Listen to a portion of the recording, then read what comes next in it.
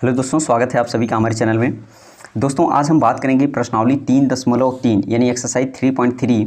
हम लोग क्या पढ़ रहे थे? दो चर वाले रैखिक समीकरण युग में पढ़ रहे हैं। इसका प्रश्नावली 3.3 का मैंने क्वेश्चन नंबर 1 करा दिया है। इसमें 6 क्वेश्चन था, 6 को मैंने करा दिया है। इसका पार्ट 1 वीडियो हमने डिस्क्रिप्शन बॉक्स में लिंक दिया है, वहाँ से जाके देख सकते हैं अगर अभी तक नहीं देखे हैं तो। आज हम करेंगे क्वेश्चन नंबर 2 से, ठीक है ना। तो चलिए शुरुआत करते हैं क्वेश्चन नंबर 2।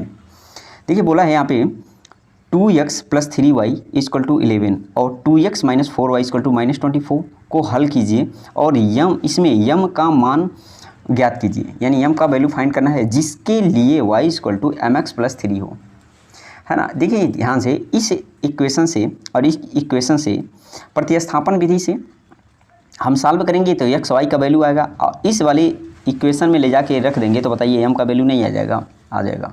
तो यम का वैल्यू ही हमें फाइंड करना है। तो चलिए कर लेते हैं। यहाँ पे क्वेश्चन नंबर 2, ठीक है। बोला था 2x + 3y = 11, रिलेशन नंबर 1, और रिलेशन नंबर 2 है 2x - 4y = -24, रिलेशन नंबर 2। और कहना इसका यम का वैल्यू फाइंड कर दो।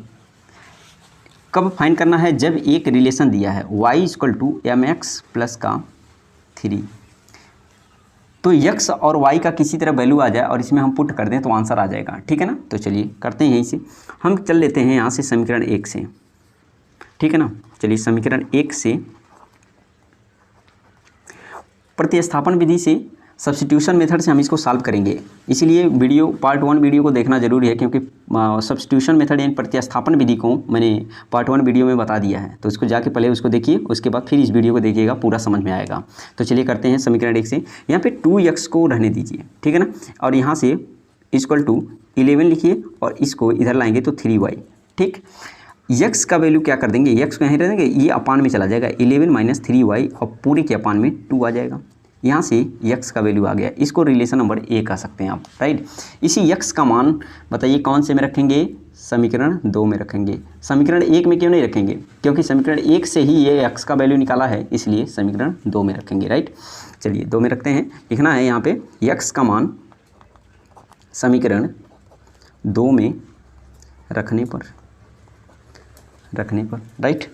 चलिए रखते हैं 2 × x के प्लेस पे ये पूरा रखेंगे, 11 - 3y अपान में 2, और माइनस में क्या है? माइनस का 4y = -24, ठीक है। अब देखिए यहाँ से 2 से 2 कैंसिल आउट कर सकते हैं, इस ब्रैकेट को तोड़ दीजिए। 11 - 3y माइनस का 4y माइनस का 24 = -24, ठीक।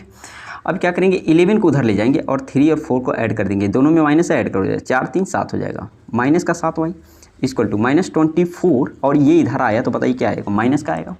और दोनों को ऐड कर देंगे, दोनों माइनस है ना, ऐड हो जाएगा, 4 और 1 5, यानी 4 1 5 2 1 3, और यहाँ पे माइनस तो माइनस, यहाँ पे -7y, माइनस से माइनस कैंसिल आउट, 7 5 से तो 5 आ जाएगा।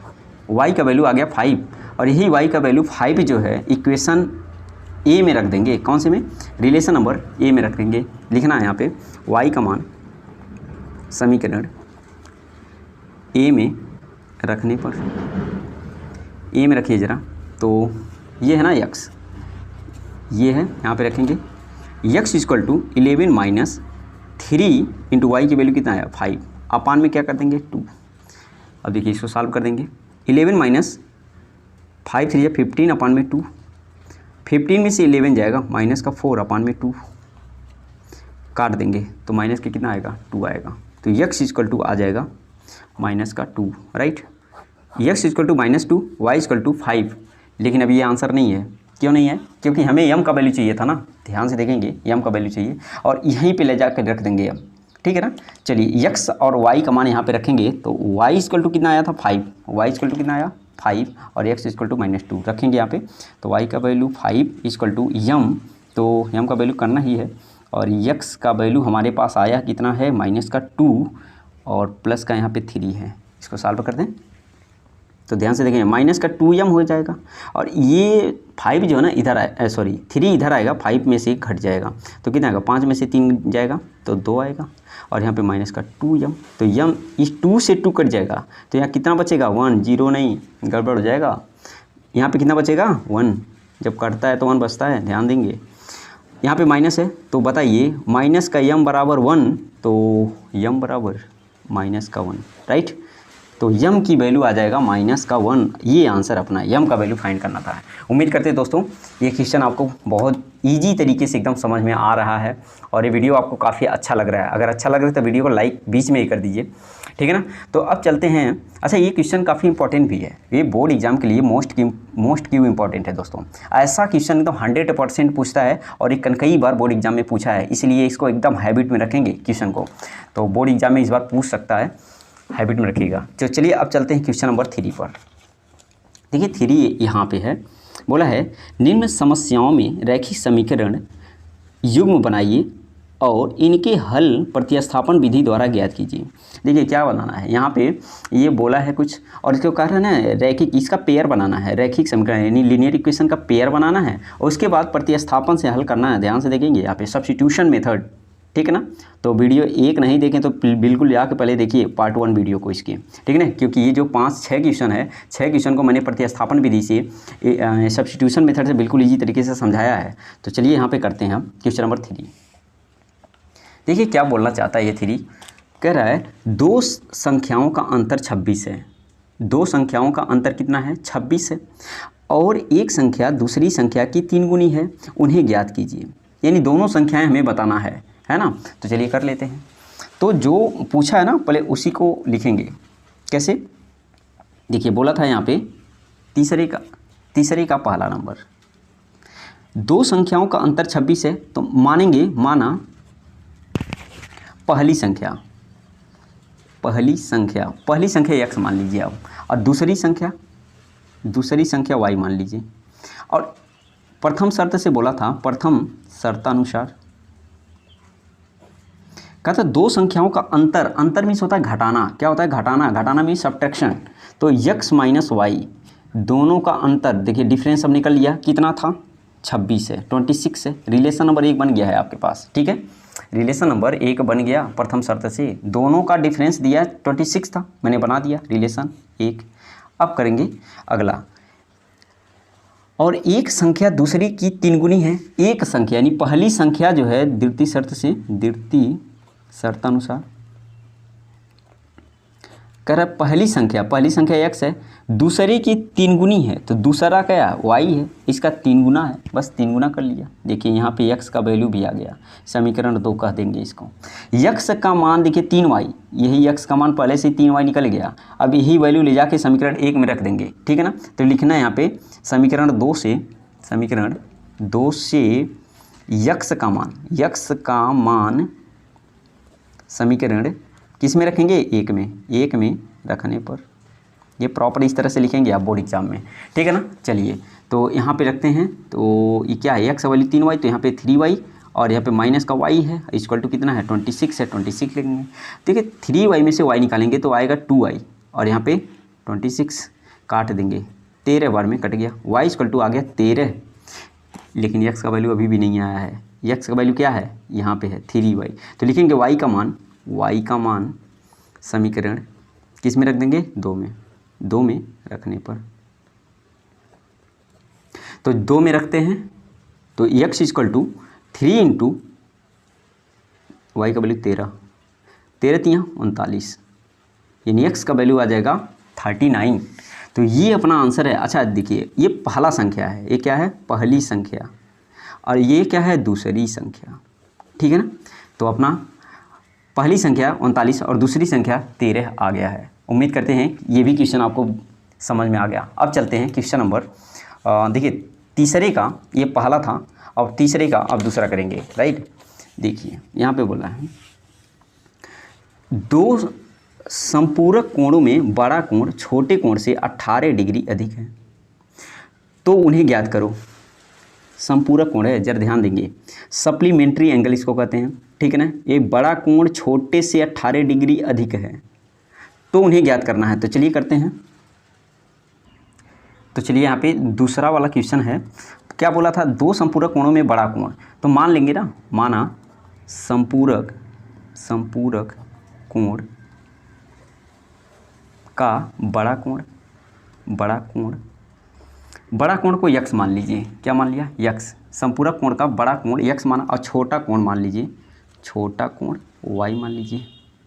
अब जरा यहाँ पे हम कुछ समझाना चाहते हैं। संपूरक मीन्स होता है सप्लीमेंट्री एंगल। कौन सा एंगल, सप्लीमेंट्री एंगल। और एक होता है कम्प्लीमेंट्री मीन्स पूरक कोण, पूरक कोण। ये दोनों आपको पता होना चाहिए। पूरक कोण किसे कहते हैं, देखिए पूरक कोण हम बता देते हैं, किन्हीं दो कोणों का योग। देखिए ध्यान से, अगर यहाँ पे कोई कोण हो ऐसे, ये थीटा हो, थीटा 1 हो, ये थीटा 2 हो, अगर इन दोनों का योग 90 आ जाए, इन दोनों को थीटा 1 और थीटा 2 जोड़ने से 90 आ जाए तो ये पूरक कोण यानी कम्प्लीमेंट्री एंगल कहलाता है। लेकिन यहाँ पे क्या बोला था, सप्लीमेंट्री था यानी संपूरक था। तो किन्हीं दो कोणों का योग, ध्यान से देखेंगे, एक कोण मान लीजिए ऐसे हो, थीटा 1 हो, और एक कोण इधर हो, थीटा 2 हो, और यहाँ पे तो ये पॉइंट है, किन्हीं दो कोणों का योग, थीटा 1 थीटा 2, किन्हीं दो कोणों का सम, दो एंगल का सम अगर 180 हो जाए, कितना हो जाए 180, तो ये संपूरक कोण कहलाता है। और दो का सम अगर 90 हो जाए तो क्या कहलाता है, पूरक कोण कहलाता है। दोनों में डिफरेंस आपको समझ में आया क्या, बिल्कुल आया होगा। दो का सम 180 होगा तो संपूरक कोण, और दो का सम 90 होगा तो क्या कहलाएगा, पूरक कोण। राइट, आपको समझ में आ गया है। अब चलते हैं, ये रहता है संपूरक वाला, संपूरक जो हमें करना है संपूरक। राइट, तो चलिए कर लेते हैं। तो यहाँ से एक चीज़ हमें समझ में आ गया, कर रहे कि यहाँ पे जरा पढ़िए, दो संपूरक कोणों में बड़ा कोण छोटे से 18 डिग्री अधिक है, उन्हें ज्ञात करो। एक इक्वेशन तो आपको पहले ही पता चल गया है कि दो कोणों का योग ये होता है 180 होता है, तो लिख ले क्या, तो लिख सकते हैं यहाँ पे x, देखिए बड़ा x माना है, छोटा y माना है, तो y, और इनका योग कितना होता है 180 के बराबर होता है। तो रिलेशन नंबर 1 तो हमें पहले ही पता चल गया। राइट, अब देखिए कहा था बड़ा कोण जो है छोटे से 18 अधिक है, तो बड़ा कोण क्या माना है, x माना है, और छोटा कोण क्या माना है, y। बड़ा कोण छोटे वाले से 18 अधिक है, ये 18 अधिक है, तो एक बात बताइए, इसमें 18 जोड़ दें तभी तो ये इक्वेशन बैलेंस करेगा, सही है कि नहीं। तो इसमें हम ऐड कर देंगे, छोटे वाले कोण में 18 ऐड कर देंगे, ठीक। और यहाँ से हम निकाल सकते हैं y को इधर ला सकते हैं, तो x minus Y equal to कितना आ गया, 18 आ गया, रिलेशन नंबर 2। अगर ये आपको बनाने आ गया ना, तो आप बिल्कुल इजी तरीके से इस क्वेश्चन को सॉल्व कर सकते हैं। ये बनाने में सबसे ज़्यादा इंपॉर्टेंट है, मैंने यहाँ पे समझाया है, आपको समझ में आ गया है। चलिए अब रिलेशन 1 और 2 से हम सॉल्व कर सकते हैं। तो चलिए यहाँ से x का वैल्यू निकाल दीजिए, समीकरण 2 से हम x का वैल्यू निकालते हैं। x इक्वल टू हो जाएगा 18 और ये y इधर जाएगा तो प्लस का y, इसको समीकरण 1 कह दीजिए। राइट, ये x का मान समीकरण 1 में रख देंगे, 2 में नहीं, क्योंकि इसी से निकाला है, समीकरण 1 में रखेंगे। x का मान समीकरण 1 में रखने पर रखिए ज़रा, तो x बराबर कितना है 18 प्लस का y, और यहाँ पे प्लस का ऑलरेडी y इक्वल टू 180 180, यहाँ पे y 2y 180, 18 उधर जाएगा माइनस हो जाएगा क्योंकि इधर प्लस था, घटा देंगे। देखिए यहाँ पे कैरी लेगा 10, 10 से 8 गया 2, 8 जाएगा 2, यहाँ पे कितना बचा 7 से 1 जाएगा, बताइए कितना आएगा, 7 से 1 गया 6, और यहाँ पे कितना आया 1। 2y इक्वल टू इतना, तो y इक्वल टू काट देंगे, 2 8 2 1 कम, तो y इक्वल टू 81 डिग्री, यानी y जो आया 81 डिग्री। y बताइए छोटा कोण था क्या, बिल्कुल छोटा कोण था y का, यानी छोटा कोण लिख सकते हैं यहाँ पे स्मॉल एंगल, यानी छोटा कोण जो आया 81 डिग्री। तो बड़ा कोण निकालने के लिए क्या करेंगे, y का मान, इसी y का मान समीकरण a में रख देंगे, लिखना है यहाँ पे y का मान समीकरण a में रखने पर, चलिए रख लेते हैं। तो x इक्वल टू 18 प्लस का y का मान 81 आया, ऐड कर देंगे, कितना आएगा 8 1 9 और 8 1 9 99 डिग्री, 99 डिग्री। बताइए बड़ा कोण है, सही है कि नहीं, बड़ा कोण आ गया, बड़ा कोण आया 99 डिग्री और छोटा कोण आया 81 डिग्री। इन दोनों को जोड़ के देख लीजिए क्या 180 आ रहा है, बिल्कुल 180 आ रहा है, 180 आ रहा है। इसका मतलब ये मेरा जो मैंने यहाँ पे बताया है कि इन्हीं दो कोणों का सम 180 होता है, तो ये मेरा सही आंसर है, ठीक है ना। तो इस तरह से ये दोनों आंसर मैंने कर लिया है और छोटा कोण बड़ा कोण निकाल दिया है। उम्मीद करते हैं कि क्वेश्चन जो है आपको समझ में आ गया। ऐसा ही क्वेश्चन बोर्ड एग्जाम में पूछा जाता है, ये क्वेश्चन को आप इम्पोर्टेंट लिख सकते हैं, वेरी इंपॉर्टेंट कर सकते हैं, क्योंकि ये क्वेश्चन पूछ सकता है बोर्ड एग्जाम में। अब चलते हैं क्वेश्चन नंबर 3 की तरफ। देखिए 3 वाला क्या बोला है, एक क्रिकेट टीम के कोच ने 7 बल्ले तथा 6 गेंदें 3800 में खरीदी। कितना में खरीदा? 3800 रुपये में खरीदा। बाद में उसने 3 बल्ले और 5 गेंदें 1750 में खरीदी। प्रत्येक बल्ले और प्रत्येक गेंद का मूल्य ज्ञात करो। यानी एक बल्ले और एक गेंद का मूल्य चाहिए। तो जो पूछा है वही हम मान लेंगे। तो मानेंगे यहाँ पे, माना एक बल्ले का मूल्य, एक बल्ले का मूल्य हम मान लेते हैं यक्स है, और एक गेंद का मूल्य वाई मान लो, वाई मान लिया, राइट। अब देखिए प्रथम शर्त से क्या कहा था, प्रथम शर्तानुसार प्रथम शर्त से कहा था कि एक क्रिकेट के टीम के कोच ने 7 बल्ले 6 गेंदें, तो 7 बल्ले, एक बल्ले का यक्स तो 7 बल्ले का 7 यक्स, और 6 गेंद, एक गेंद का वाई तो 6 गेंद का 6 वाई, और कितना पैसा लग रहा था? 3800 रुपये लग रहा था। इसको आप कर सकते हैं समीकरण 1, ठीक है ना। तो समीकरण बनाने आना चाहिए। तो बन गया समीकरण। अब करेंगे दूसरा वाला समीकरण। तो दूसरी शर्त से क्या कर रहा है? द्वितीय शर्तानुसार। चलिए द्वितीय शर्तानुसार कहा कि 3 बल्ले, तो 3 बल्ले, एक बल्ले का एक्स तो 3 बल्ले का 3 एक्स, और 5 गेंदें, तो एक गेंदे का वाई तो 5 का 5 वाई, इक्वल टू कितना लग रहा था? 1750 लग रहा था। समीकरण 2 बना सकते हैं, ठीक है। समीकरण 2 कर लिया। अब इन दोनों में से एक एक का वैल्यू हमें चाहिए, यानी एक बल्ले का चाहिए और एक गेंद का चाहिए, यानी एक्स और वाई का वैल्यू चाहिए। तो चलिए हम कर लेते हैं। ध्यान से देखिए, किसी इक्वेशन से हम एक्स का वैल्यू अगर निकाल के दूसरे में रख दें तो आंसर आ जाता है। तो चलिए हम समीकरण 2 से कर लेते हैं, क्या फ़र्क पड़ता है। तो यहाँ पे समीकरण 2 से हम निकाल लें इस वाले समीकरण से। तो यहाँ पे 3x को रहने दीजिए 1750, और इसको उठा के इधर करिए तो 5y, राइट। यहाँ पे x इक्वल टू आएगा 1750 माइनस का 5y बटे में 3 आ जाएगा। x का वैल्यू आ गया। इसको कर सकते हैं समीकरण 1, ठीक। यही x का मान किस में ले जाके रख दें? इस वाले में ले जाके रख लें। तो समीकरण 1 में रख लेंगे तो यहाँ से वैल्यू आ जाएगा। लिखेंगे यहाँ पे x का मान समीकरण 1 में रखने पर। तो चलिए इतनी बार ये लिख लिया है कि आपको हैबिट में आ गया होगा कि इसका मान इसमें रखने पे, इसका मान इसमें रखने पे, है कि नहीं। इस बार आपको भी लिखना है, हैबिट बना लेना है। इस तरह से कभी गलती नहीं होगा। तो इस तरह से आप लिखेंगे। मैं चाहूँ तो जंप करके डायरेक्ट लिख सकता हूँ, लेकिन बार बार मैं लिख रहा हूँ, ठीक है। आप भी इस तरह करेंगे।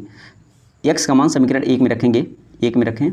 चलिए यहाँ पे 7 है, 7, और ध्यान देंगे यहाँ पे एक्स का मान अब रखते हैं, कितना है? 1750 माइनस का 5y बटे में कितना है? 3 है।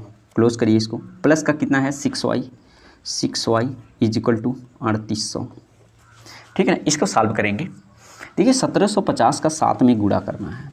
तो जरा यहाँ पे 1750 का 7 में गुणा करेंगे। 1750 का 7 से गुणा करेंगे तो 7 का 0 में, 7 बचे 35 बचा 3, 7 से 49 1 50 2 52 बचा 5, 7 एकम 7 5 12, 12,250, ठीक है। तो 12,250, ठीक, माइनस का 7 25 35 वाई। अब बटे में है नीचे 3, बटे 3 कर लीजिए, या एलसीएम कर लीजिए। इनका एलसीएम मैंने कर लिया, तो अगर बटे 1 था, 3 1 का एलसीएम कितना आएगा? 3 आएगा। चलिए तो 3 6 का कितना होगा? 18 हो जाएगा। यहाँ पे प्लस का 18 वाई, ठीक, अब बराबर 3800। चलिए इसको और सॉल्व करते हैं। एक काम करिए, इसका हम इधर क्रॉस मल्टीप्लाई कर सकते हैं, राइट। चलिए करेंगे क्रॉस मल्टीप्लाई। यहाँ पे एक काम करें, इसको ऐड करते हैं। अच्छा 35 में से 18 घटाना है, तो बताइए 15 से 8 जाएगा, 8 7 15, 7 आएगा। और यहाँ से बचा 2, 2 से 1 गया 1, 17 आएगा। किस में आएगा? लेकिन माइनस का, इसमें से इसको घटाया था इसलिए यहाँ पे लगेगा माइनस का 17 वाई, ठीक। इसका क्रॉस मल्टीप्लाई करेंगे और इसको उठा के इधर ही रख लेंगे, ठीक है ना। तो एक काम करेंगे, 3800 में 3 का मल्टीप्लाई करेंगे तो 3 0 तो पहले रहेगा, 8 3 होगा 24, कितना बचेगा? 2 बचेगा, ठीक है ना। 3 3 का होगा 9 2 11 हो जाएगा, 11,400 आ गया, ठीक। चलिए 8 3 24, 2 आया, 8 3 का 9 2 11, ठीक, इतना आ गया। और इसको उठा के इधर जब लाएंगे तो बताइए माइनस का हो जाएगा क्या? 12,250 आ जाएगा, राइट। अब ये काम करते हैं, इसको इसमें से माइनस कर लेते हैं। अच्छा बड़ा नंबर कौन है? 12,250 या 11,400, 12,250 बड़ा है, इसमें से इसको माइनस करेंगे तो 0 से 0 गया 0, 5 से 0 जाएगा क्या, 5 आएगा।